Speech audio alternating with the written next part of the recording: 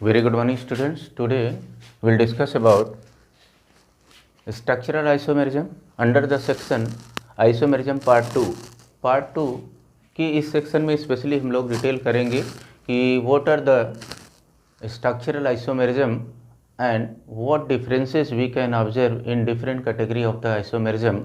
तो बेसिकली हम लोग स्पेशली फोकस करेंगे आज की क्लास में इस सेक्शन में कि स्ट्रक्चरल आइसोमेरिज्म क्या होता है और इस स्ट्रक्चरल आइसोमेरिज्म के कुछ एग्जांपल के जरिए हम लोग इसको समझने की कोशिश करेंगे कि एक्चुअली स्ट्रक्चरल आइसोमेरिज्म क्या होता है कि two or more compounds which are represented by same molecular formula but they differ in their structure. It is that isomerism.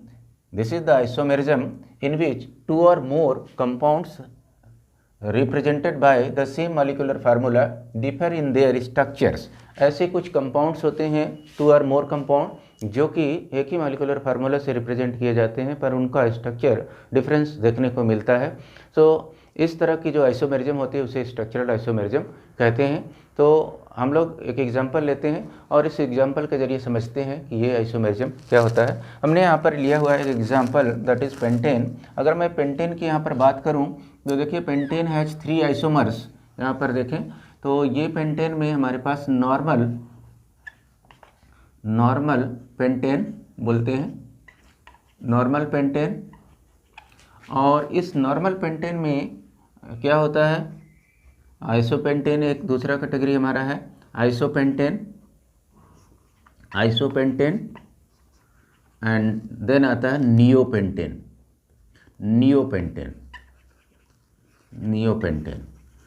तो यहाँ पर नॉर्मल पेंटेन को कई बार हम इसको एन पेंटेन भी लिखते हैं, एन पेंटेन। तो यहाँ पर हम लोग देखेंगे कि ये नॉर्मल पेंटेन है क्या चीज़ और इसमें हमें क्या डिफरेंस देखने को मिलता है।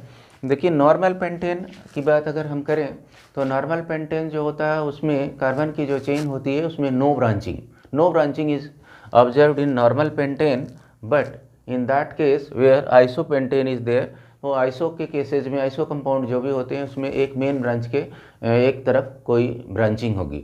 उसी तरह से जो नियोपेंटेन होता है वहाँ पर वो मेन चेन के दो तरफ ब्रांचिंग होगी एक ही जगह से। तो आइए देखते हैं कि एग्जांपल के जरिए समझने की कोशिश करते हैं। मैंने यहाँ पर पेंटेन लिया है तो मैं एक काम करता हूँ, यहाँ पर नॉर्मल पेंटेन के लिए कार्बन के 5 वो बना रहा हूँ चेन, 5 कार्बन की लिंकिंग करता हूँ, 1 2 3 4 5।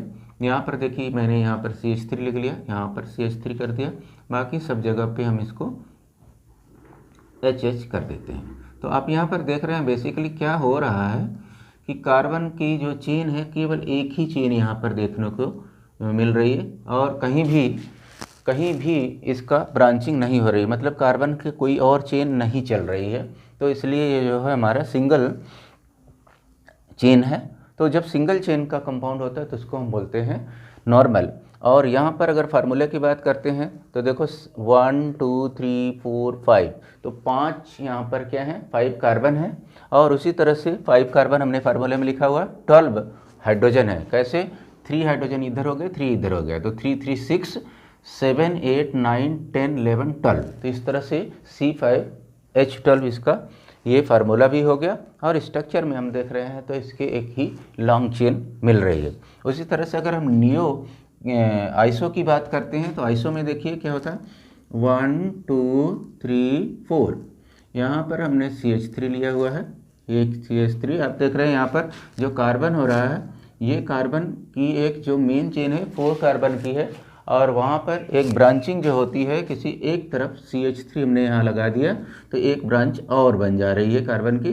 तो आप देख रहे हैं यहाँ पर मेन जो ब्रांच हमारा है वो तो ऐसे चल रही है इधर की ओर, लेकिन इसकी सब ब्रांच इस साइड में चल रही है। तो यहाँ पर देख रहे हैं कि हमारा एक मेन ब्रांच के दूसरी तरफ भी एक ब्रांचिंग हो रही है, इसलिए ये हमारी आइसोमेरिज्म में आइसो कैटेगरी में ये हो गया, आइसोपेंटेन बोला जाएगा। उसी तरह से अगर मैं नियोपेंटेन की बात करूं तो नियो में 2 तरह ब्रांचिंग होगी। कैसे हो रही, जरा देखिए। इसका एग्जांपल लेता हूं नियो में, तो ये मैंने लिया कार्बन, यहाँ पर CH3 और इधर CH3 लगा दिया।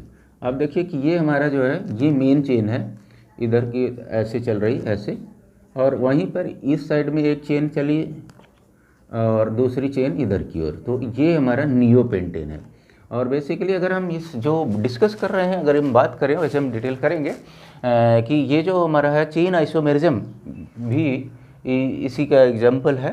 ये तो ये स्ट्रक्चरल आइसोमेरिज्म में चेन आइसोमेरिज्म आता है। तो स्ट्रक्चरल आइसोमेरिज्म का वो एग्जाम्पल हमने चेन आइसोमेरिज्म वाला लेके यहाँ पे समझाया है कि स्ट्रक्चर में डिफरेंस कैसे आता है और मॉलिक्यूलर फार्मूला सेम होता है। तो आपने देखा कि यहाँ पर दो तरफ ब्रांचिंग हो रही है। कहाँ कहाँ पर ब्रांचिंग हो रही है? जो मेन ब्रांच हमारा है वो तो ये है, जो ये हमने दिखाया हुआ है इस तरफ से, और वहीं पर हमारे पास ये मेन ब्रांच के दोनों तरफ, एक तरफ इधर और एक तरफ इधर, ये दो ब्रांचिंग जब हो जाती है तो नियो होता है। एक ही तरफ ब्रांचिंग होती है तो आइसो होता है, और कोई ब्रांचिंग नहीं हो तो उसको बोलते हैं नॉर्मल। तो नॉर्मल, आइसो और नियो क्या होता है शायद आप लोगों को क्लियर हो गया होगा। तो इस तरह से आज की क्लास में हमने ये सीखा कि स्ट्रक्चरल आइसोमेरिज्म क्या होता है और उनमें हम किन चीज़ों को क्या क्या करेक्टरिस्टिक्स देखते हैं और किस तरह से उसको डिफाइन करते हैं, उनके कुछ एग्जाम्पल के जरिए हमने किया। सेम तरीके से हम इसको एक दूसरा एग्जाम्पल भी ले सकते हैं। ब्यूटेन के लिए C4H10 लेकर के भी, इसमें सिर्फ दो ही होता है, नॉर्मल होता है, ब्यूटेन होता है और आइसोब्यूटेन होता है, ब्यूटेन होता है। अगर हम एग्जाम्पल की बात करें तो 1 2 3 4, तो ये देखिए CH3 ये सभी जगह पे ये ब्रांचिंग इसमें कुछ नहीं हो रही है, नो ब्रांचिंग, तो यहाँ पर कोई ब्रांचिंग नहीं है, इसलिए नॉर्मल। उसी तरह से अगर मैं बात करूँ 1 2 3, तो ये CH3 हो गया, ये CH3 हो गया, और इधर किसी एक तरफ हमने एक ब्रांचिंग कर दिया इस तरफ, तो ये वाली ब्रांचिंग हो गई, ये मेन ब्रांच हो गई इस इधर की तरफ, ये लंबी सी एक 3 कार्बन की एक मेन चेन हो गई और इधर एक सब चेन हो गई। तो इस तरह से आइसो। तो जो ब्यूटेन है वो ब्यूटेन में हमें सिर्फ दो ही आइसोमर मिल पाते हैं, एक तो नॉर्मल आइसोमर, दूसरा आइसो। तो नॉर्मल ब्यूटेन और आइसोब्यूटेन। तो इस तरह से आज की क्लास में हमने सीखा कि स्ट्रक्चरल आइसोमेरिज्म क्या होता है और उसके एग्जाम्पल कुछ देखे। नेक्स्ट क्लास में कुछ और सीखेंगे। Thank you for today.